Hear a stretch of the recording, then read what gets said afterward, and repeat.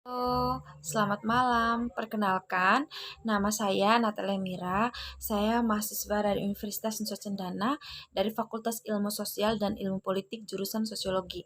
NIM 1503030058. Dalam video kali ini, saya ingin mereview sebuah buku yang berjudul Masa Depan Identitas dalam Masyarakat Informasi.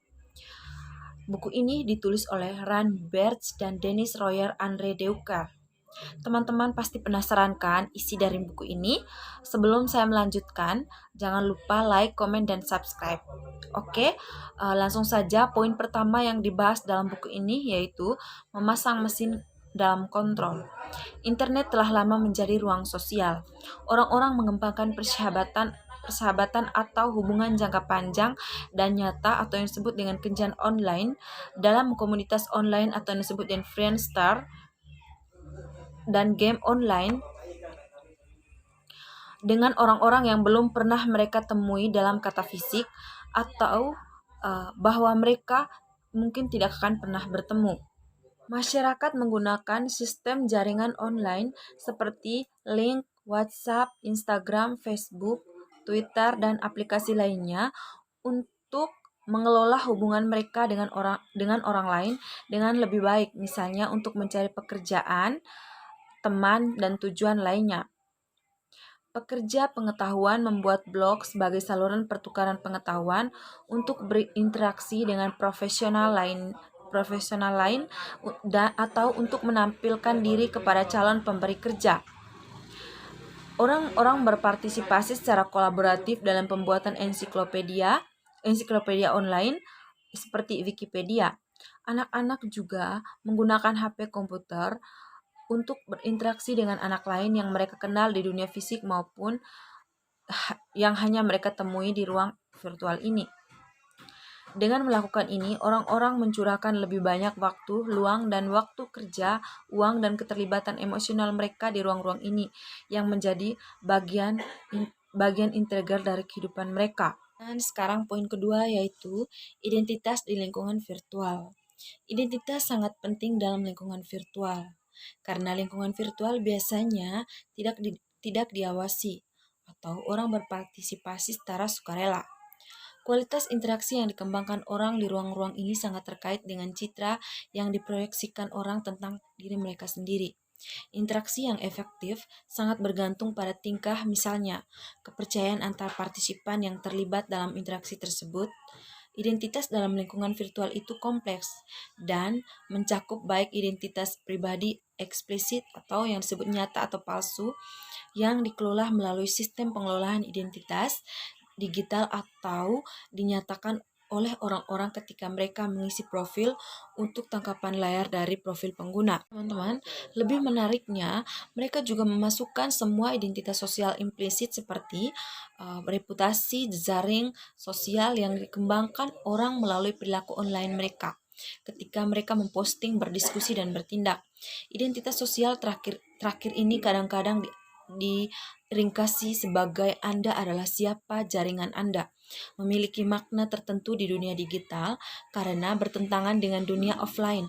Itu dibuat gigih dan dapat secara eksplisit diwakili hubungan orang-orang, misalnya ditangkap di perangkat lunak layanan jaringan sosial, jejak perilaku ada di file log, dan lain-lain. Informasi perilaku ini nantinya dapat dimanfaatkan misalnya dalam sistem reputasi untuk membantu dalam pembentukan melalui mekanisme translasi sosial, reputasi online. Salah satu komponen utama identitas sosial dan bahkan dapat ditambang dan menjadi subjek operasi profil untuk pemanfaatan otomatis. Lanjut poin ketiga yaitu kasus masalah identitas nyata di lingkungan virtual.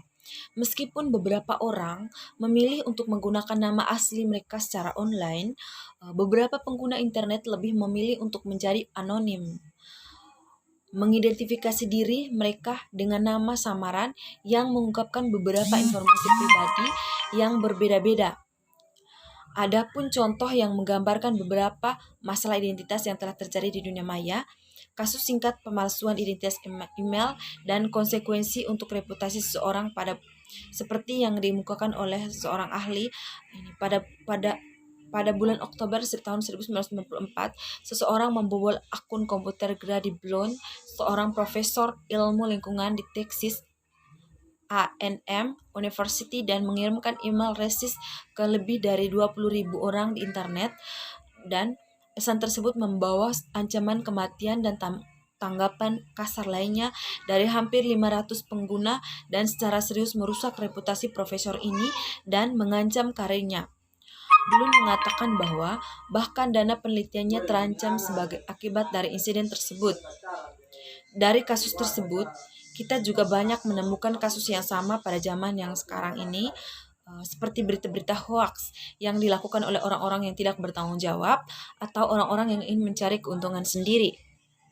Pemburuan identitas publik atau pribadi disulut telah memposting di blog. Jika Anda atau teman-teman memiliki blog dan pekerjaan, berhati-hatilah. Keduanya terkadang tidak cocok, seperti yang diketahui oleh banyak mantan pekerja. Seperti yang dikatakan Match pada tahun 2004, melaporkan beberapa kasus masalah yang terjadi pada orang-orang yang memposting di blog pribadi. Konkretnya, seseorang pramugari di Texas, seorang karyawan sementara di Washington, dan seorang desainer web di Utah, semuanya dipecat karena memposting konten di blog mereka yang tidak disukai perusahaan mereka.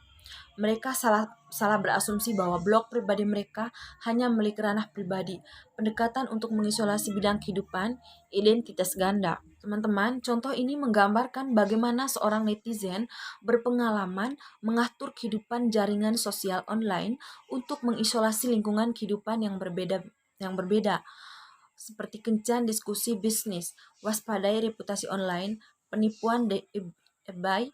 Haruskah mengetahui tentang keseriusan vendor dari umpan balik gabungan dari banyak peserta di pasar yang memberikan rasa aman yang kuat atau tidak? Warner Melanie pada tahun 2003 dalam sebuah artikel menyarankan bahwa orang harus berpikir dua kali sebelum terlalu mempercayai identitas yang dicerminkan oleh sistem reputasi, atau yang J. Nelson mengatakan mampu mengekstrak 200 di eBay sebelum tertangkap dan identitas aslinya terungkap.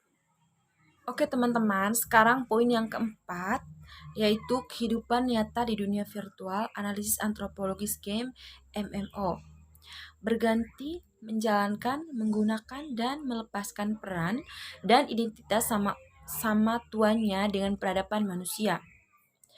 Fenomena tersebut terus berlanjut di era masyarakat informasi dengan munculnya faktor baru, identitas jaringan. Identitas jaringan, meskipun sebagian besar ditentukan oleh keadaan teknologi, adalah seperangkat identitas manusia. Game MMO menjadi semakin populer dan modis saat ini. Teman, game MMO tidak hanya dicirikan oleh fakta bahwa mereka dapat dimainkan secara eksklusif secara online, tetapi juga bahwa tujuan dari game ini untuk melewati alur cerita yang telah ditulis sebelumnya. Tetapi kehidupan di dunia virtual, puluhan juta orang memainkan permainan seperti itu di seluruh dunia. Di antara mereka, ada beberapa yang hanya mengidentifikasi dirinya dengan beberapa karakter tertentu untuk sementara, namun ada pula yang melakukannya selama bertahun-tahun. Penelitian telah membuktikan dengan jelas bahwa selama permainan, karakter tidak hanya bersenang-senang, atau meskipun ini adalah tujuan utama mereka. Mereka juga terlibat dalam kegiatan ekonomi, membangun hubungan karir, dan lain-lain. Analisis komunitas MMO RPG merupakan kesempatan untuk menganalisis identitas dengan cara yang berbeda dan unik. Sukarela tetapi identitas yang kuat. Identitas yang diasumsikan beberapa identitas yang terombang-ambing, tanggung jawab sementara terhadap identitas, kekuatan untuk membangun dan membentuk komunitas, lingkungan budaya, resiko keuangan, tingkat anonimitas, dan peran teknologi dalam pelestarian identitas dan masalah kepercayaan. Nyata dan virtual terhubung dengan banyak cara, dan media dari koneksi ini tentu saja adalah permainannya sendiri. Dalam game MMO, peserta bermain dengan beberapa identitas secara bersamaan. Identitas kehidupan nyata atau yang singkat RL, identitas mereka yang disebut dengan identitas role play atau karakter yang mereka personalisasikan, serta identitas virtual yang terhubung dengan permainan di komputer seperti anonimitas, akun, dan lain-lain. Identitas ini saling mempengaruhi satu sama lain, namun koneksi tidak hanya ada di pikiran tetapi juga di tingkat fisik. Lingkungan AMI adalah memberikan yang mulus, aplikasi dan layanan kepada warga untuk mendukung aktivitas mereka. Aktivitas pembuatan profil adalah tugas latar belakang yang penting dan berkelanjutan dan terdiri dari penggalian informasi yang berguna dari konteks saat ini yang terkait dengan pengguna, mengidentifikasi kebutuhan pengguna, memilih dan menyediakan layanan yang sesuai untuk memungkinkan lingkungan AMI berperilaku sesuai dengan pengguna, preferensi, tindakan, dan harapan. Teman-teman, visi AMI didasarkan pada pendekatan yang digerakkan oleh pengguna dengan tujuan untuk mendorong integrasi teknologi ke dalam lingkungan kita. Dengan demikian, aktivitas profil melibatkan penyebaran komunikasi, pertukaran dan penggunaan pribadi dan pengguna pribadi dan informasi identitas dan penyimpanannya melalui berbagai jenis alat teknologi, sensor dan perangkat. Di lingkungan AMI ini, kita dapat membagi informasi identitas menjadi 3 jenis. Yang pertama, informasi identitas offline. Dapat yang artinya yang maksudnya adalah dikaitkan dengan penampilan seperti rambut, warna mata dan lain-lain. Digunakan sebagai informasi sosial, misalnya nama, alamat paspor, nomor telepon, dan diwakili oleh tokoh identitas seperti paspor, kartu kredit, nomor sosial jaminan, nomor rekening bank. Yang kedua, identitas digital atau informasi identitas online dapat dijelaskan dengan cara yang sama. Misalnya, informasi yang terkait dengan penampilan dapat dimasukkan ke dalam template biometrik. Yang ketiga, teman-teman, informasi identitas yang menjembatani identitas offline dan digital yang diwakili oleh identifikasi berbasis pengetahuan, misalnya kata sandi, PIN, dan informasi yang dikumpulkan dari konteks pengguna, misalnya profil pengguna. Setelah saya menjelaskan beberapa poin penting yang di atas, sekarang bagian terakhir yaitu tentang kesimpulan dan pandangan. Oke teman-teman, mengenai identitas konsep ini terbukti lebih kaya dan kabur dari yang kita prediksi. Selain itu, konsep ini jauh dari menstabilkan dan mengubah ke definisi yang didefinisikan dengan baik dan dibatasi telah melihat transformasi terus-menerus yang berasal dari ledakan pengguna baru yang muncul dengan munculnya teknologi dan layanan baru seperti sistem sosial online, RFID tag, atau layanan berbasis lokasi dalam komunikasi seluler. Akibatnya, metode yang kurang formal untuk mendefinisikan makna seperti pengguna narasi terbukti sangat efektif dalam sejumlah kasus untuk memahami konsep identitas. Meskipun manfaat metode yang lebih formal tidak lebih diminimalkan ketika kita memperoleh lebih banyak pengalaman dan ketika kita berhasil mengumpulkan lebih banyak konten subjek identitas kita berharap untuk lebih melihat di masa depan artikulasi yang lebih baik dari dua jenis pengetahuan yang sangat formal yang mendukung teori konsep identitas dan pengetahuan yang kurang formal dan lebih deskriptif berdasarkan narasi mampu lebih mudah mengumpulkan dan menyebarkan maknanya di antara populasi peserta yang besar. Teman, sekian presentasi dari saya. Semoga materi ini bermanfaat untuk teman-teman semuanya. Dan sebelum saya menutup, jangan lupa like, komen, dan subscribe. Sekian dan terima kasih.